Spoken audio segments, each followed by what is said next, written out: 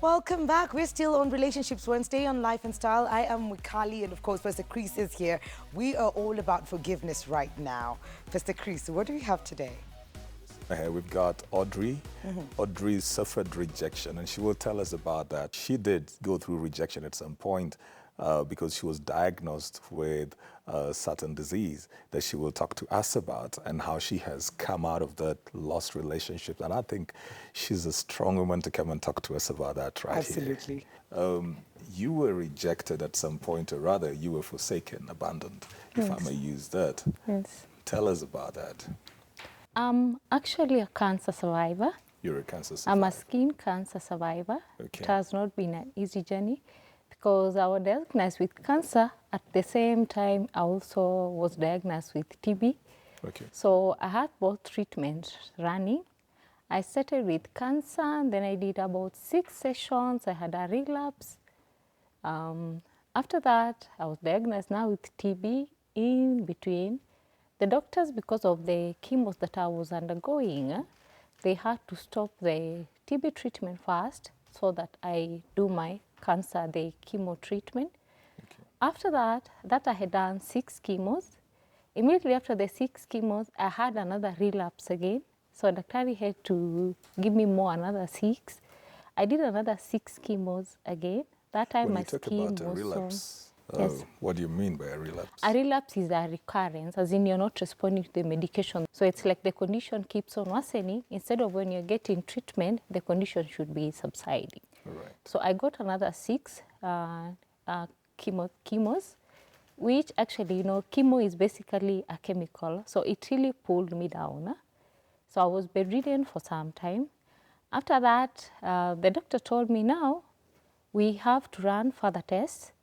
So because my condition was not really being known, because I was losing so much weight, I could not walk, I'm developing blood clots. So I was referred to Kemri. I actually went to Kemri to run my tests from there. Okay. After that, Kemri said it's better. I started doing TB treatment again. Right. So I was running cancer treatment, that is my chemo treatment. At the same time, I was doing TB treatment. And if you relapse on TB, by the way, you're given 60 injections. So I'm running the chemical treatment, that is chemo, and at the same time I'm doing the 60 injections for TB. That is an injection every day for 2 months, plus the medication for TB because I had already relapsed. So I'm doing 90 days of TB treatment and chemo at the same time. At the same time? Yes. How long ago are we talking about? We are talking about, this is between 2013 and 2015. In 2015? Yes. That was really something. Yes. Because I know that when somebody is going through chemotherapy, there's a lot of manifestations. Yes. Then it's very draining. They become even like more sick yes. than they were. Yes. And then you've got to deal with the injections. Yes. So why are you taking this from the house? You would have to go to the hospital every day. Now the chemos, initially I had a medical cover which lapsed. That is, I exhausted my medical cover. So I would not now do the chemos because I started with Aga Khan, so I would not do my chemos at Aga Khan anymore. Now I don't have a medical cover. I had to call in friends to assist so that I can know what's the other way forward. That's now when I went to Kenyatta, where I also didn't find so much assistance. But the way we say God works in mysterious way, a good Samaritan came in, who has been my mentor. She's actually a hero in Kenya right now. She's also a cancer survivor. She's called Tadia Gallo, who came in and introduced me to a doctor at MSF Belgium, who assisted me now to go through the other sessions of chemo. Okay. That is now for free, by the way.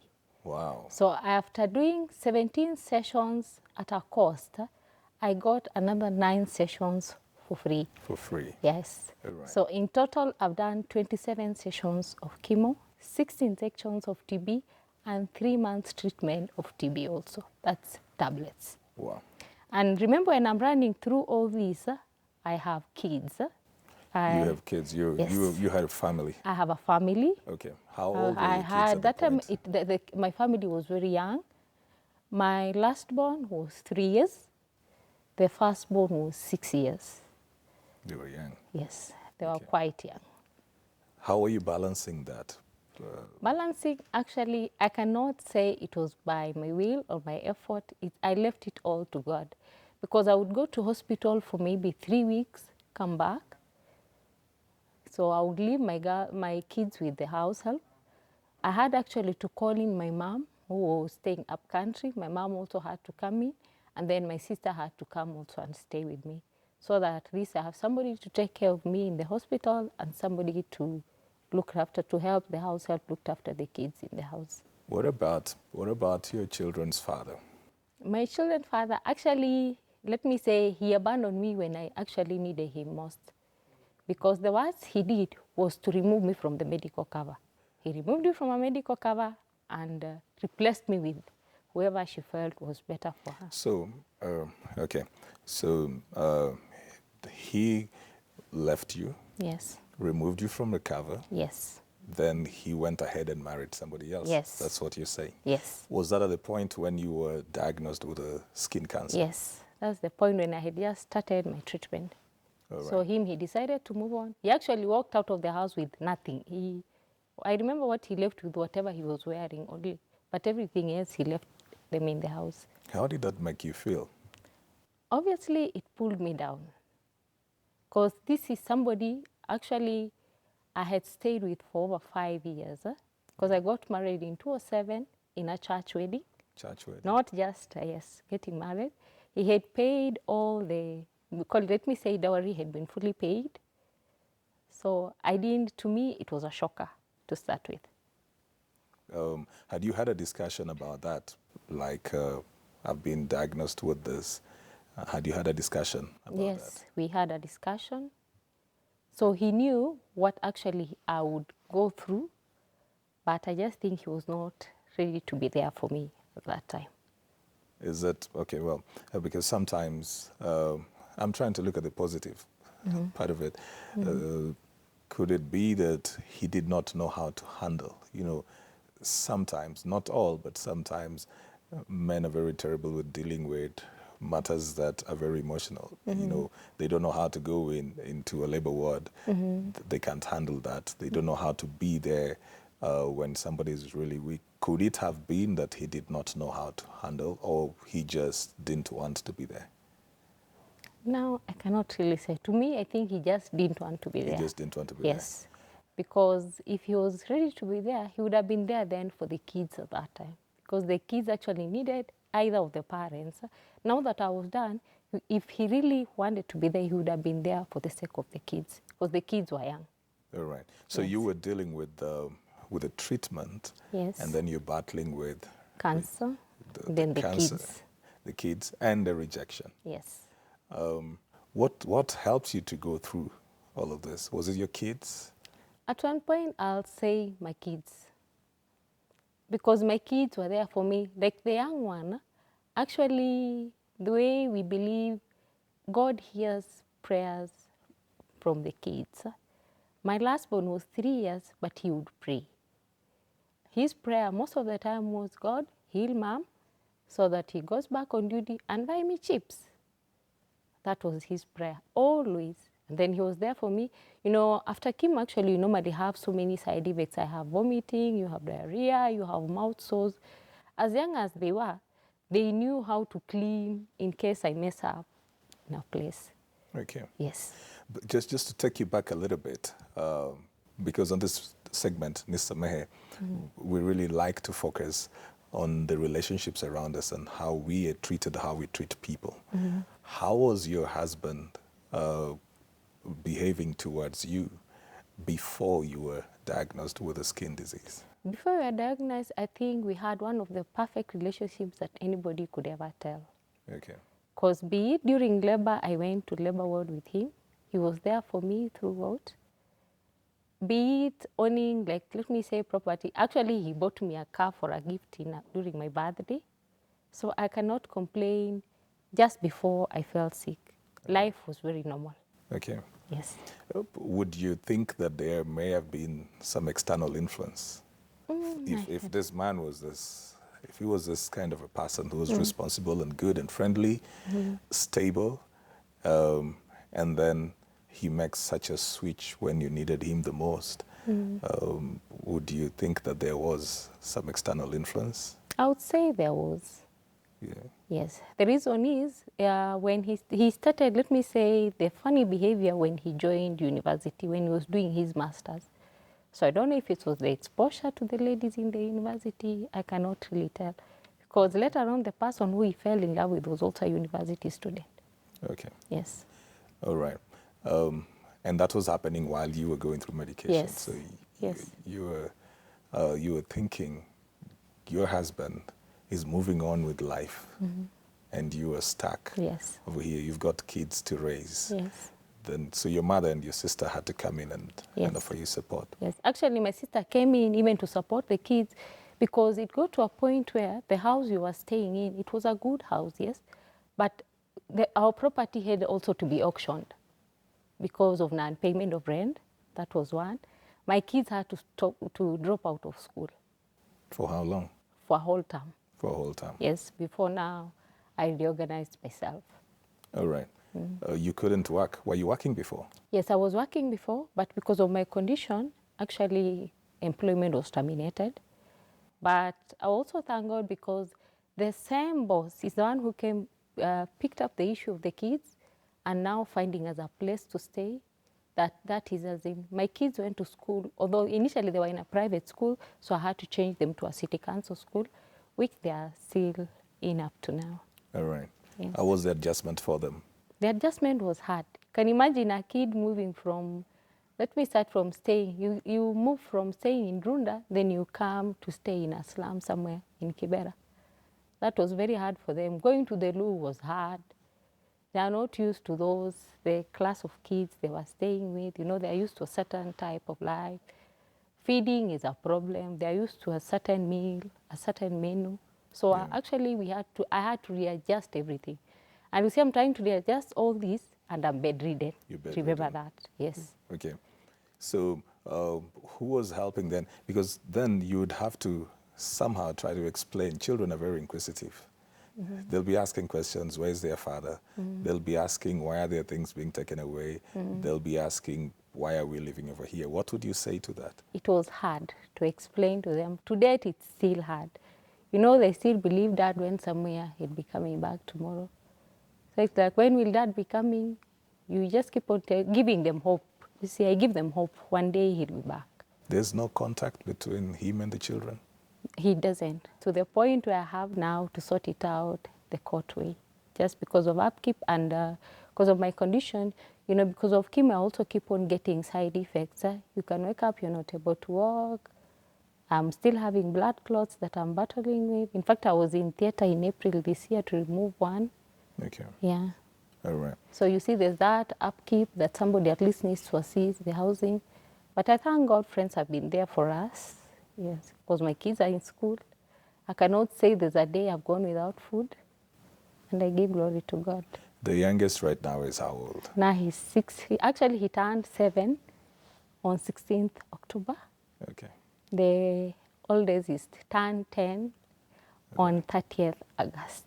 Have you found something to do now? Because looking at you right now, somebody can't really tell that you have gone through all of that. You look strong. Thank you. Yeah. Have you found something that you're doing? No, it's when I want to find something to do, God willing, maybe next year, because I decided to give myself a little bit a break so that I also have that personal healing, not to be in a hurry, given I'm also still battling blood clots, which are also still equally painful at times. All right. Yes. And an interesting question for you. Would you be open if somebody else just came into your life now to say they want to marry you, they want to love you, they want to go on with you? For now, no. For now, no? Yes. All my effort, all my love is towards my kids. Towards your children? Yes. I want to give them the best I can. That means that in the future, probably? No. I'm still no for now. You know, the wounds are still fresh. Yeah. Yes. But I've healed. I've actually moved on. That's why I'm able to live my life. I'm a happy lady with my 2 kids.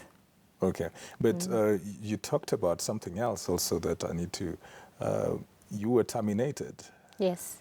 because of the condition. Yes. Did you see that also as a form of rejection? I Did you didn't. see yourself as being victimized? I didn't really feel I was being victimized. The reason is this same lady has still been there for us. Actually, she ensures we have something to put on the table at the end of the month. She ensures part of my rent is paid at the end of the month. Despite the fact I stayed a whole year out of employment, she still paid me that salary. Okay. Yes. And she's the one who ensured my kids have gone back to school. All right. Yes. If the kids grow up and then they want to have a relationship with their father, would you allow that? I will. That's their father. Right? Yes. You wouldn't have No. any issues? No. Have you ever tried to look for him just for the sake of the children? Yes, I try. There are days I will try. Actually, even when I was sick, he also came visiting. He came once to the house to see me, but where we disagreed was he wanted to have the kids. So I told him I cannot give you the kids at this point. Actually, I need the kids more at this point than ever before. Okay. Yes. So you never really figured out then what his reasons for leaving were? No. I didn't want even to stress myself with that. You know, remember, it's during the same span I was unwell. So I actually gave my all to the sickness, to the illness, and then to the kids, as opposed to following up somebody he was not under 18. That this is somebody over 18 years who is free to make a personal decision. Okay. Yes. Oh, well, you said you've moved on. At the same time, you said the wounds are fresh. How do you balance that? How do you get to the place where you feel you've healed from your past? Moving on, which I mean, I've decided to live my life with my kids. Okay. Yes. Not necessarily in a relationship. I'm not talking about a relationship or having a man in my life. No. Moving on is concentrating on what will build us. That All is right. me with the kids. But As opposed to wasting a lot of energy on things that are bygone. I've let the bygone be bygones. What about emotionally? Emotionally, I have no bitterness, by the way. Okay. Yes, even if he came to us for the kids for a weekend, even if it's today right now, I'll give him the kids. You'd allow. So long as they come back to me. Okay. Yes. What about the lady who's in his life? Did you feel resentment, anger, bitterness? Of course, like anybody else, I'm human. So I felt it. Actually, to the point of I thought of, can I look for him? I do anything bad to him? But later on, it hit me. If anything happens to that lady, if I go to jail, it's my kids who still suffer. So I left it at that. So you were battling with that. Yes. Okay. Because I want you to tell me, and for the viewer who's watching you, there's certain people who they may not have dealt with like sickness like you are, but then they've dealt with things like being that rejected. There's so many people who battle with things like their self-esteem, probably because of an event and something has happened in their lives. How would you advise somebody to pick themselves up? For anybody going through, let me call it a breakup, if you start by taking a step of faith, believe in yourself. This is somebody you met just to come together. But remember, you were born alone. You were born alone. Yes. So how do you bring yourself together? What kind of things should you pull just to make you feel, you can stand alone? You say one, that you were born alone. Yes. What I did, like for me, went so much into church, because throughout I was brought up in church. So I went so much into church, my church activities, be it singing. So my life just moved on. So it's like you find other things that will occupy your mind. Find things that you'll enjoy. If you enjoy singing, go sing. Go sing. If you enjoy hiking, go hike. Do what makes you happy, as opposed to using that energy or concentrating on somebody who is moving on or who has moved on. Okay. Just live your life. It's like loving on yourself. Yes, love yourself more than even before. That's what I did. Actually, that is what pulled me up. It started healing you? Yes, it started in me.